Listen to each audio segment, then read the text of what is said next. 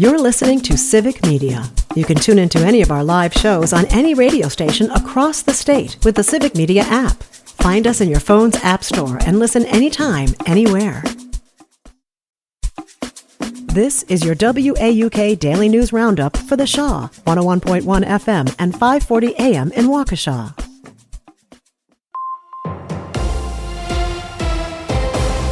For 540 WAUK News, I'm Stuart J. Waddles. There are dangerous swimming conditions in Lake Michigan waters off Milwaukee and Racine counties. The National Weather Service says waves up to 5 feet and strong currents will be around through this afternoon. Officials say those going to the beach should avoid the water and watch for updates. The prosecution in Maxwell Anderson's trial yesterday showed jurors surveillance footage from the night Sade Robinson was last seen alive. The two visited local bars before going to Anderson's home. The next day, Robinson's remains were found in Cudahy and her burned-out car was recovered. Detectives testified about arresting Anderson, describing him as visibly shaken. The defense pointed out that he was cooperating during the arrest. Testimony continues today. Two Wisconsin Democratic lawmakers did a pop-in at the Dodge County Jail. Representatives Mark Pocan and Gwen Moore made a surprise visit to the lockup to check on ICE detainees. That's according to WISN 12. We have congressional prerogative to do an unannounced visit. In fact, I think a requirement really morally to do an unannounced visit to these facilities. Dodge County Jail is the only ICE facility in Wisconsin. So we went to go there. It took about an hour to get us into the process because I think, it was unannounced, and we gave them a letter from the Appropriations Committee from Rosa DeLauro, who's the ranking Democratic member, that explains the law. They got the sheriff there. We had a conversation with him, but there are no ICE officials on premises. In fact, they come every 3 weeks. Dodge County Sheriff Dale Schmidt gave them a tour, but said he couldn't let them talk to the detainees because the jail only houses them under a federal contract. Pocan and Moore said they were frustrated by the restrictions and want to ensure detainees are being treated well. A Milwaukee man has been charged with framing another man by sending fake threatening letters about President Trump. A criminal complaint says Demetric Scott admitted to writing the letters and pretending to be Ramon Morales Reyes, who was then wrongfully arrested by immigration agents. Prosecutors say Scott did this so Reyes wouldn't be able to testify against him in an upcoming trial. Milwaukee Mayor Cavalier Johnson helped raise the pride flag at City Hall yesterday. The mayor was joined by members of the Common Council. It kicks off Pride Month celebrations in the city with a lot of events going on this week. Pride Fest starts Thursday at the Summerfest grounds and runs through Saturday. The Milwaukee Pride Parade steps off Sunday at 2.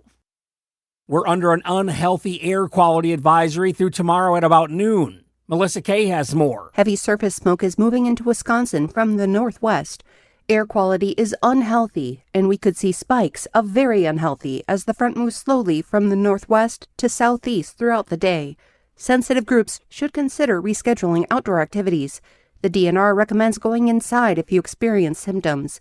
People with asthma should have your asthma action plan in place and keep quick relief medicine handy.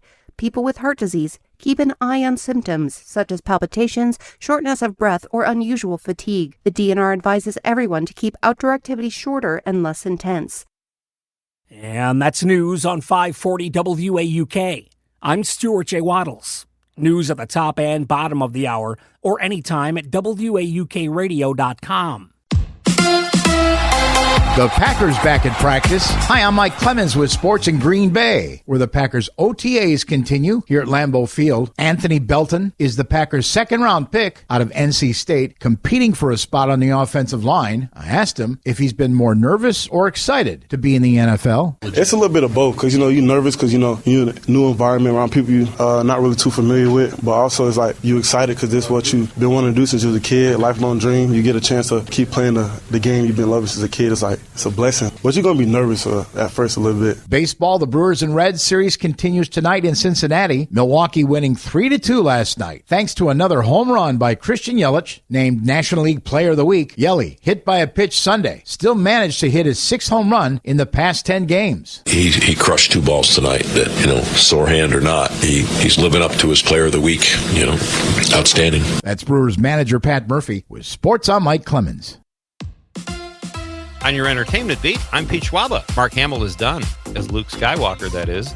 The actor says no one should ever expect him to appear as Luke Skywalker again, in any way, shape, or form. Deadline reports that Hamill says the franchise should rely on new faces. He last appeared as Luke Skywalker as a mentor to Daisy Ridley's character Rey in The Last Jedi. He's probably serious, but as we've learned, a Jedi never really dies. Just 5 days until you can purchase Bathwater Bliss, also known as the Sydney Sweeney-inspired soap. What inspired it? The fact that there is a market for men who want soap that smells like her bathwater. Sweeney says it's a way to connect with her prevert fans, and let's be honest, it's a lot more intimate than an autograph. I'm not really sure whether or not the soap will get you clean, but I doubt her patrons are concerned about that.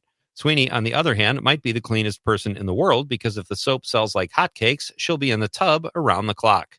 Hotcakes. Clint Eastwood is tired of sequels, franchises, and remakes. Join the club, bruh. The 4-time Oscar winner is a spry 95 years old and says he misses the days when writers would hole up in a bungalow on a studio lot and churn out movies like Casablanca. The 95-year-old star of In the Line of Fire and the director of Juror No. 2 says he plans on working for a long time. Eastwood says he'll work as long as he can still learn something or until he is truly senile. 95, a sense of humor, still making movies, and he can probably take you. Here's one of Pete's picks. If you like good old-fashioned manhunts, check out American Manhunt, The Search for Osama bin Laden. At first, I had no desire to relive 9/11, but watching it with my kids was an experience. The American Manhunt series, not to be confused with Manhunt, The Search for America's Most Gorgeous Male Model, includes 2 other mini-docs, The Search for O.J. Simpson and the Boston Marathon Bombing. All the series can be watched good old-fashioned binge style on Netflix. No real big surprises at the box office last weekend, as last week's champion and runner-up remain the same, each showing about a 50% drop-off from opening weekend, which is pretty impressive. Lilo and Stitch came in first place again in the box office race at $63 million domestically, followed by Mission Impossible: The Final Reckoning, which brought in $27 million at the gate. Disney is actually celebrating a milestone after this weekend, with the studio going over $1 billion for the year to date. This marks the 20th year in a row, with the exception of COVID in 2020, that the studio has brought in $1 million a year. The highest new release last weekend was The Karate Kid, which was hoping for about $25 million, but came in at $20 million.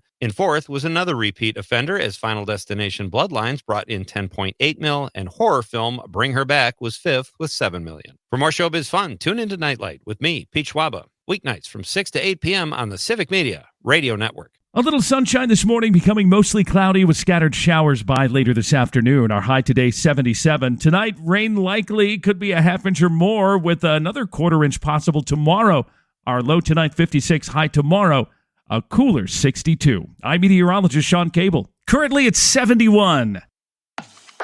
That's your WAUK Daily News Roundup from Civic Media. Subscribe to this podcast on Spotify, Apple, or wherever you find your podcasts. Find more news at WAUKradio.com.